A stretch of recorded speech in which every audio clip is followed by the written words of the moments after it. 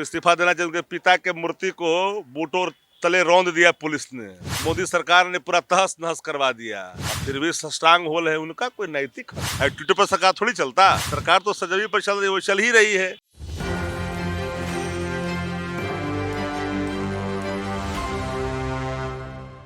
नमस्कार, एक न्यूज़ 24 देख रहे हैं आप और मैं हूं आपके साथ अविनाश।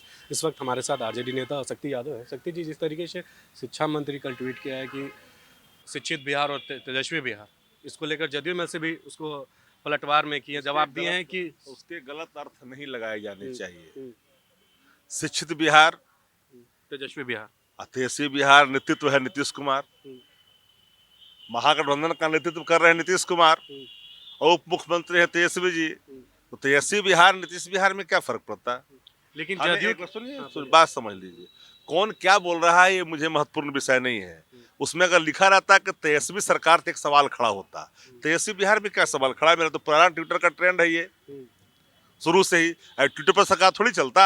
सरकार तो सजवी पर चल रही है, वो चल ही रही है उनके नेतृत्व में।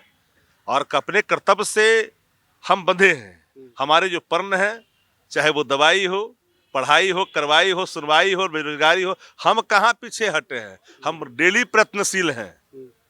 हमें भी कई बार रोंगटे खड़े हो जाते हैं कई सवालों को लेकर करके, जिसके लिए हम प्रतिबद्ध हैं। लेकिन चूंकि हम सब चीजों को धीरे धीरे हल करना चाहते हैं, लेकिन जो चीजें वो याद करने की कोशिश आप लोग कर रहे हैं, उसमें कहीं दूर दूर तक कोई बात नहीं है। एक लाइन में इतना ही जानता हूं कि नेतृत्व नीतीश जी का है। अच्छा काम तेजस्वी जी उप मुख्यमंत्री के रूप में कर रहे हैं, तो बिहार तेजस्वी जी का भी है, बिहार नीतीश जी का भी है। इसमें किस बात का माने और लोगों को पीड़ा हो रही है भाई? जदयू के अमल से नीरज कुमार वो पलटवार में कहे कि हम ट्विटर का नहीं, काम का सरकार। हाँ तो ठीक है, काम की सरकार चल रही है। और नीतीश कुमार बोले शिक्षित कुमार और नीतीश कुमार। हाँ ठीक है, तो उसमें कहा कोई, उसमें भी कोई परहेज नहीं है। दोनों में हमें कोई रार नहीं है। जिनको रार है वो रार जाने। लेकिन जिस तरीके से अभी फिलहाल में एक तरफ से जेडीयू से बयान आ रहा है, तो कभी आरजेडी से, महागठबंधन में सब कुछ सही चल रहा है, all is good going, not कोई दिक्कत नहीं है। लेकिन बयानबाजी तो दोनों तरफ से चल अरे रही है। बयान तो चलते हैं, कतिपय कारणों से, कई सवालों से, कई बयानों से चीजें उभरती है, लेकिन और कोई बात नहीं है। उपेंद्र कुशवाहा भी सवाल उठा रहे हैं महागठबंधन को लेकर, और अशोक चौधरी भी। बयान वीरों से सरकार नहीं बनी है, न बयान वीरों से सरकार पर कोई असर पड़ना है। जिनके नेतृत्व में सरकार है, जिनके प्रणों के आलोक में महागठबंधन का निर्माण हुआ है, वोट उनके अधीन है। बाकी लोग जो बोल रहे हैं बोलते रहे। और एक आखिरी सवाल है, बीजेपी के कई नेता, शिक्षा मंत्री जिस तरीके रामचरितमानस को लेकर बयान दिया है, नफरत फैलाने वाले ग्रंथ का है, बीजेपी कह रही है कि शिक्षा मंत्री को मैं इन बातों का कतई पक्षकार नहीं कि कोई धार्मिक भावनाओं का आहत हो। संविधान को हम लोग मानते हैं। संविधान मूल ग्रंथ है जिससे देश चल रहा है, सरकार चल रही है, लोग चल रहे हैं, लोग के अधिकार संरक्षित है।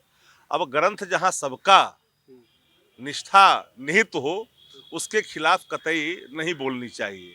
रहा सवाल जिन चौपाई पर, जिन अंश पर कोई अगर कोई आपका कोई भ्रम है या कोई बात है, तो उसकी व्याख्या अलग अलग हो जाती है।